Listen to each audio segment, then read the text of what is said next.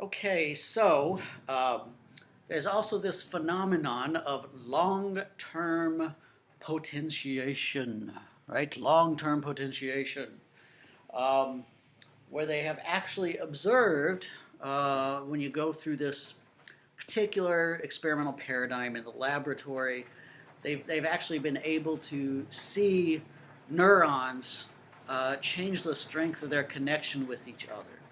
And presumably that's how we create memories, is that neurons have to, at least in particular when you think of new long-term memories being formed, what must be happening is neurons must be changing their neural connections with each other, right? Changing the strength of those neural connections. So when you form a memory, presumably certain neurons are going to form a stronger connection to each other, and long-term potentiation is an example in the laboratory that they've been able to show this happens, right? So you have a slide there in the book, in the PowerPoint slides, shows two neurons next to each other, right?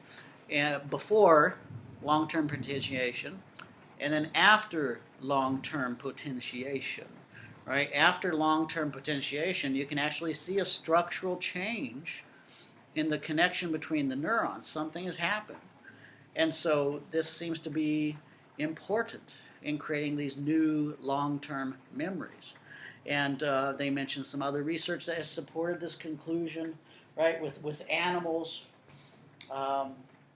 They say, drugs that can block long-term potentiation, interfere with learning, basically, and then drugs that, of course, seem to enhance, provide the proper chemicals or whatever for LTP.